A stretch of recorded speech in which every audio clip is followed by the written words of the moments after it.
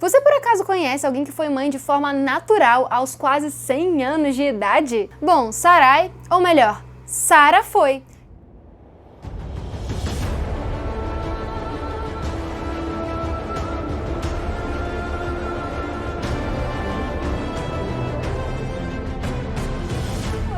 Se você quer conhecer essa história, já se inscreve no canal, deixe sua curtida, porque meu nome é Carol, eu sou cristã e historiadora e hoje vamos adentrar nas maravilhas do capítulo 17 de Gênesis. O capítulo anterior terminou com Abrão, aos 86 anos de idade, finalmente sendo pai, porém filho de escrava, ele era um filho bastardo. Mas, de qualquer forma, ele foi pai, e a alegria dele deve ter sido imensa. Anos e anos, uma vida inteira esperando para ser pai, em uma sociedade em que ser pai era sinônimo de sucesso. Ele deveria estar muito feliz, mas infelizmente, Sarai não. Então, 13 anos se passaram e Deus, longânimo como é, apareceu a Abrão mais uma vez, afirmando que somente Ele é o Deus Todo-Poderoso e dá uma ordem para Abrão, para que ele andasse nos caminhos dele e fosse perfeito. Essa é exatamente a mesma ordem que Deus nos manda hoje, que andemos em seus caminhos e que sejamos perfeitos. Sim, nós vamos estudar mais sobre perfeição cristã em muitos outros lugares da Bíblia e por ora vamos nos ater aos próximos exemplos de Abrão, ou melhor, de Abraão. Logo em seguida, Deus reafirma a promessa de que ele seria pai de uma grande nação e ainda mais, prometeu que ele seria pai de muitas nações. No caso, essas nações não vão abranger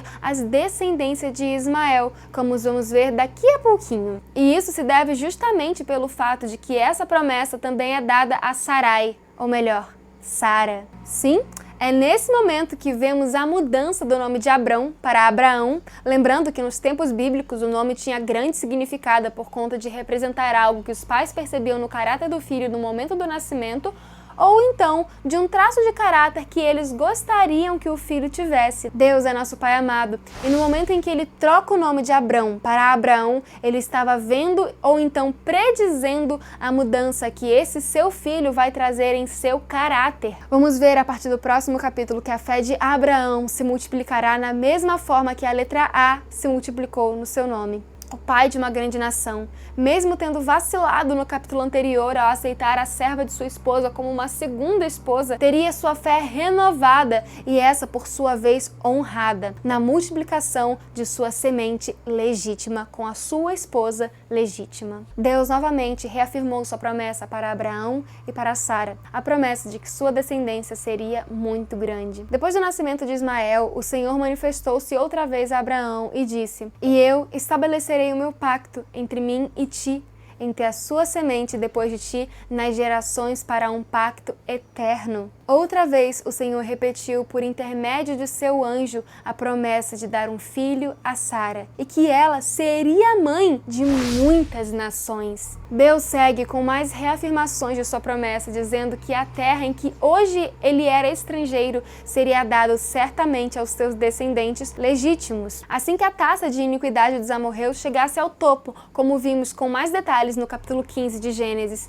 E Deus ainda reforça que ele seria o seu Deus para sempre. Lembra daquele pacto dos animais que Deus fez com Abraão no capítulo 15 também? Então, aquilo seria real. Deus não desistiria de seu povo, como não desistiu até os dias de hoje. E para firmar esse pacto, Deus pede que um sinal fosse colocado em todos os homens da casa de Abraão e de sua descendência, e daqueles que, ao se converterem ao Deus verdadeiro, esse sinal seria a circuncisão. E vemos as especificações de como isso deveria ser feito e em quem isso deveria ser feito nos versos 10 ao 14 de Gênesis 17. Ou seja, a partir de agora, quem nascesse nessa linhagem teria que ser circuncidado, os meninos, ao 8º dia. Porém, Abraão, aos 99 anos de idade, e Ismael, de 13 anos, e todos os homens do acampamento de Abraão foram circuncidados no mesmo dia. Isso, além de um sinal para diferenciar o povo de Deus dos outros povos da terra, também teria um bônus na questão de higiene, já que na época, como estamos vendo, eles viviam no meio do deserto, onde a água, por sinal, era bem escassa. E por fim, o verso 13 finalizaria dizendo que esse pacto deveria ser eterno. Mas se você é homem, não se assuste, você não precisa sair correndo para fazer uma cirurgia para ser um cristão de verdade. Pois nesse caso, o eterno é em seu significado isso aqui: Deus estaria eternamente com o seu povo. Porém,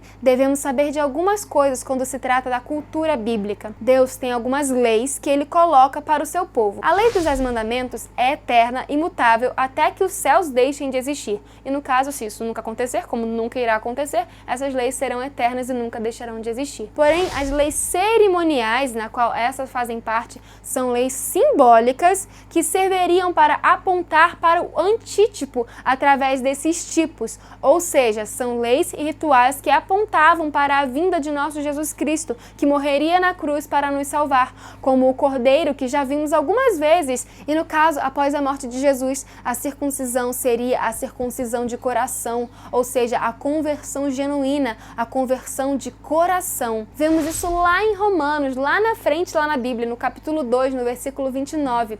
Quando chegarmos lá, vamos estudar mais sobre essa mudança. Mas voltando ao verso 15, pois Deus também mudou o nome de Sarai para Sara. Ambos têm o significado de princesa e rainha, dama ou senhora, no sentido de governar. Porém, essa mudança veio para predizer a mudança que haveria no caráter de Sarai, ou melhor, de Sara. Antes, ela duvidava de Deus, mas depois ela não mais faria tal coisa. Antes, ela deu mais ideias para o seu marido, o que trouxe muita tristeza para a sua casa, e ainda jogou a culpa total para o seu marido. Mas agora, ao ser mãe, ela traria alegria para a casa, assim como antes ela era estéril. Agora seria a mãe de muitas nações. E Deus repromete isso a Abraão, dizendo que Sara ainda seria a mãe e que ela seria a mãe de nações e de reis. Porém ele, ao se prostrar perante Deus, ele riu.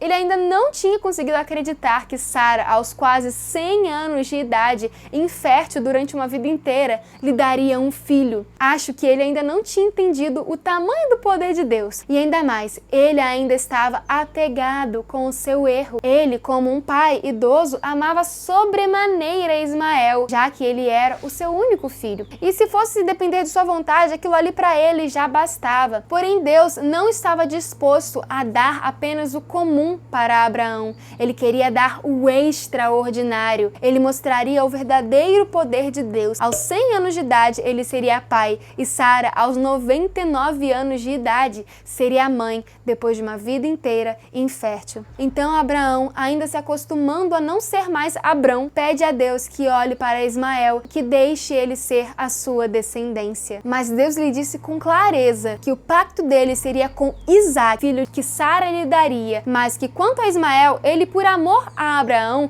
também cuidaria, e ele seria uma nação numerosa, mas não seria com ele esse pacto. Isso não significava que Ismael e sua descendência estariam perdidos. Na verdade, se eles escolhessem, eles poderiam servir certamente o verdadeiro Deus, assim como todos os outros fiéis vindos antes dele. Porém, a missão mais preciosa de ser o porta-estandarte da verdade no mundo seria confiado ao descendente legítimo de Abraão. E Deus ainda dá mais um sinal, dizendo que em 1 ano Sara conceberia, ou seja, era um alerta bem claro para que não se repetisse a história de Agar. E você teria fé suficiente para crer nos absurdos de Deus? Lembre-se que Ele pode tudo, mesmo que seja impossível para você tal feito. E agora você já sabe, deixe sua inscrição, sua curtida, seu comentário, sempre respeitando as opiniões dos outros. Se você também desejar, você pode encontrar um Pix aí na descrição do vídeo para que você possa fazer uma doação para que esse ministério leve cada vez mais e mais longe e mais